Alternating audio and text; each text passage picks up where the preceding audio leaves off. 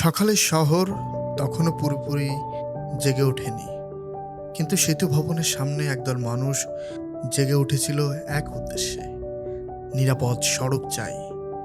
তাদের হাতে ব্যানার, মুখে স্লোগান, আর হৃদয়ে একটাই দাবি: সড়কে যেন আর কোনো প্রাণ অকারণে ঝরে না পড়ে। র্যালির ভেতরে ছিল প্রত্যাশা, ছিল প্রতিজ্ঞা।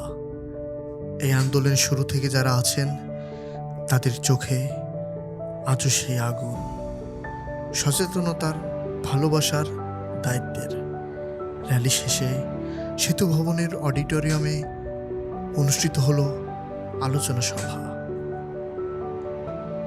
সংশ্লিষ্ট দপ্তরের দায়িত্বশীল কর্মচারী, মন্ত্রণালয়ের উপদেষ্টারা, আর পাশে সেই সংগঠন নিরাপদ সড়ক চাই।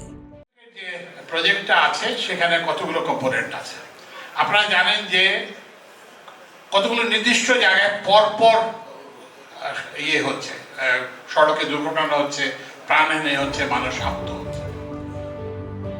সবার কণ্ঠে একটাই কথা: এই আন্দোলন কেবল ইলিয়াস কাঞ্চনের নয়, এটা আমাদের সবার। দুপুর গড়িয়ে এলো।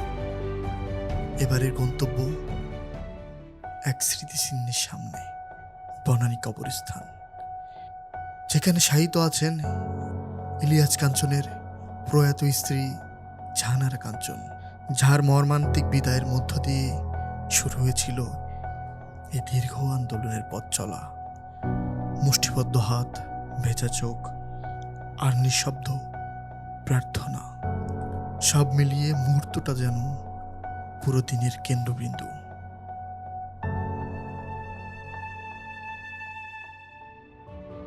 তারপর বিকালে আবারও যাত্রা শুরু।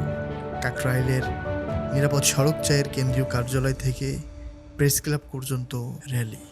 প্রাণবন্ত হয়ে উঠল শহরের রাস্তাগুলো নিরাপদ সড়ক চাই স্লোগানের ধ্বনিতে। মানসম্মত হেলমেট, নিরাপদ গতি, কমবে জীবন, সম্পদের ক্ষতি। মানসম্মত হেলমেট ও নিরাপদ গতি, কমবে জীবন এবং সম্পদের ক্ষতি। সড়ক সড়ক সড়ক চাই।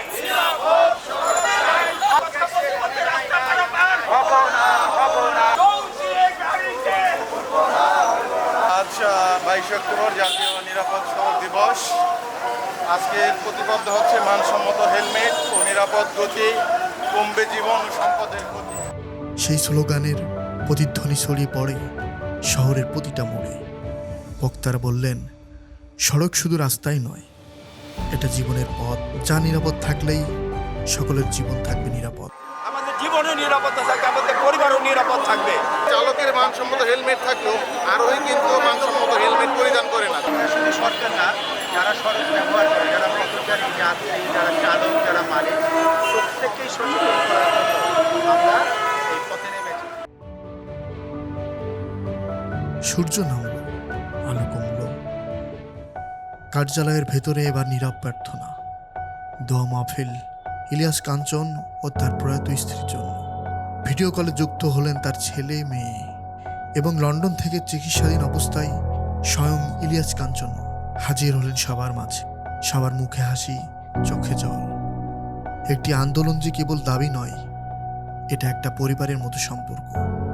সন্ধ্যার সে নিঃশব্দ প্রার্থনা যেন বলে যাচ্ছিল, আমরা সবাই চাই একটি নিরাপদ সড়ক, একটি নিরাপদ বাংলাদেশ।